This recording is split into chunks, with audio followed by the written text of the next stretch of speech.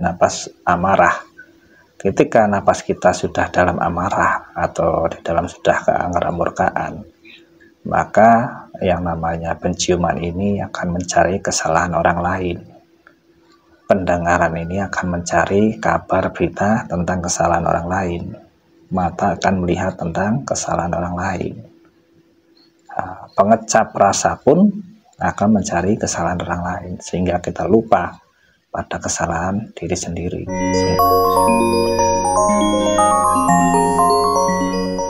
Rahayu, sagung mati. Assalamualaikum warahmatullahi wabarakatuh. Kemarin kita membahas tentang napas kehidupan, kita sambung kembali. Karena apa? Sangat penting mengenai babakan perkara nafas ini. Makanya saya akan mencoba untuk menjelaskan secara berkesinambungan tentang pembahasan nafas ini. Saudara sahabat yang saya muliakan, di kesempatan kali ini kita lanjutkan tema yang kemarin. Tidak lupa, di dalam napas saya ini saya akan mendoakan panjenengan semua supaya nafas-nafas panjenengan semua menemukan kemurnian di dalam bernapas. Pernahkah saudara mengucap rasa syukur terima kasih atas nafas yang diberikan oleh Tuhan? Karena dengan nafas ini kita benar-benar bisa memurnikan diri. Seperti janji Allah Subhanahu wa Ta'ala di surah Al-Baqarah ayat 152. Ingatlah padaku, niscaya aku akan ingat padamu. Dan hamba Tuhan ini atau hambaku, aku akan bersamamu dan kau dalam perlindunganku. Kurang lebih seperti itu penjabarannya.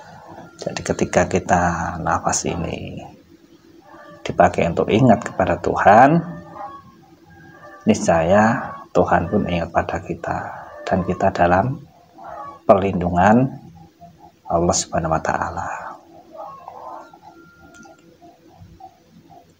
Dan apa? Tentunya ya dengan puja-puji atas kebesaran yang Maha Kuasa. Kenapa? Karena nafas ini manakala kita sering olah, itu sangat berperan untuk menjadi sebuah sumber tenaga daya ilahi yang sampai kepada kita untuk pengendalian diri dari emosional, bahkan bisa untuk pengobatan juga dengan nafas ini. Kenapa terkadang orang sakit-sakitan karena mungkin belum sadar akan nafasnya.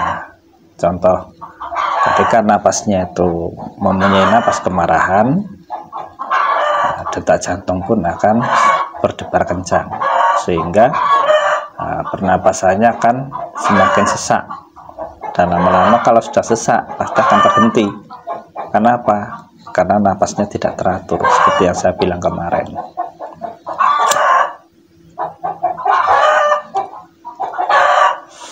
Jadi ini pentingnya napas, perlu saya bahas dengan detail. Jadi kita tahu bagaimana tata cara berpikir kita mengenal ya. Dan seperti firman Allah Subhanahu wa Ta'ala, ketika hamba ini ingat pada Tuhannya, niscaya Tuhan pun akan ingat pada kita. Dan sesungguhnya hamba ini di dalam perlindungannya. Makanya dengan pemurnian nafas ini seperti dengan cara kita menarik nafas kosong lalu sebut nama Tuhan, seperti yang saya bilang kemarin ya, minimal menyebut nama keagungan Tuhan, menyebut nama Allah, atau mungkin dengan nafas tasbihat tarik napas kosong, buang, dan membaca subhanallah, alhamdulillah, Allahu Akbar. Dan juga dengan napas ini kita bisa melakukan sebuah pertobatan dari perbuatan yang tidak baik. Contoh, napas itu bisa terjadi napas amarah. Ketika napas kita sudah dalam amarah atau di dalam sudah keanggaran-murkaan, maka yang namanya penciuman ini akan mencari kesalahan orang lain. Pendengaran ini akan mencari kabar berita tentang kesalahan orang lain. Mata akan melihat tentang kesalahan orang lain. Pengecap rasa pun akan mencari kesalahan orang lain, sehingga kita lupa pada kesalahan diri sendiri, sehingga napasnya keluar dari napas kemurnian. Maka dari itu pentingnya napas kemurnian ini. Setidaknya kita harus sering bersyukur, alhamdulillah, terima kasih saat masih diperkenankan hidup di dunia atas napas kehidupan ini. Maka pergunakan, manfaatkan nafas ini hanya untuk ucap puji Tuhan dengan metode tafakur, meditasi, semedi atau patrak.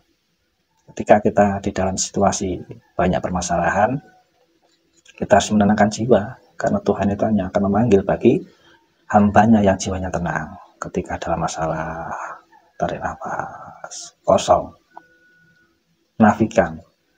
Maksudnya menafikan itu mentiadakan segala sesuatu permasalahan, itu kita kembalikan kepada Tuhan.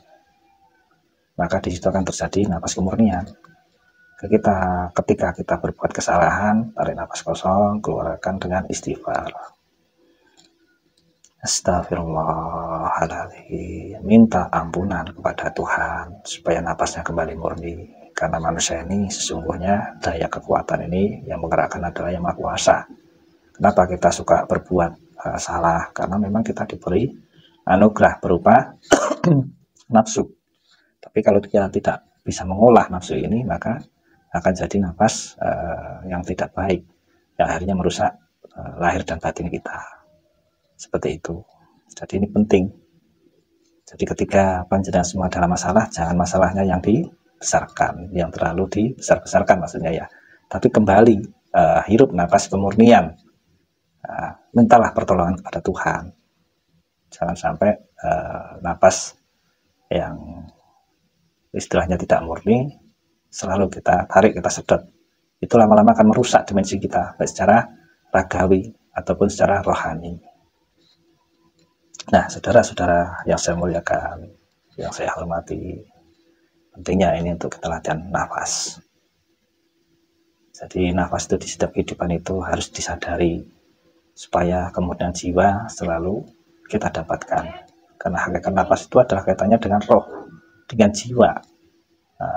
Jadi sebagai cerminan, kalau kita sering memurnikan diri dengan nafas kita, berarti kita sedang memurnikan jiwa, atau kembali dari asal muasal, kembali di dalam kemurnian roh ini tadi, seperti itu.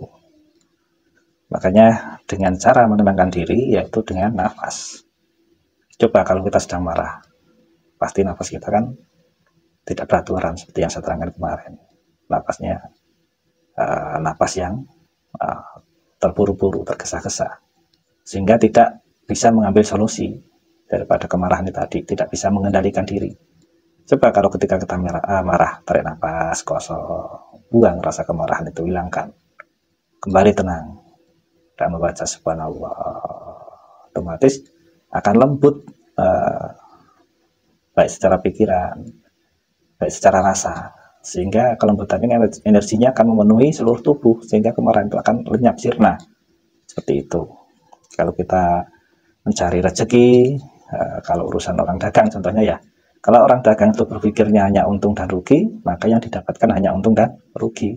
Tapi cobalah dengan karya kita yang kita bisa, ya bisa berdagang, bertani, atau mungkin menjadi PNS dan sebagainya. Kalau kita menggunakan napas kemurnian, bahwa kita ini sedang menjalankan peran Yang Maha Kuasa dengan karya yang kita bisa, semuanya dijadikan untuk ibadah, untuk puja-puji kepada Yang Maha Agung, nilainya akan jauh lebih berbeda. Sudah tidak ada hitungan untung dan rugi.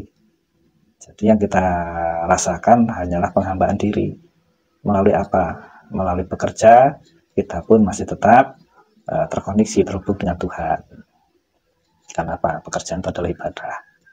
Kalau pekerjaan itu dilihat dari untung dan ruginya, ya selama hidup yang kita dapat hanya untung dan rugi.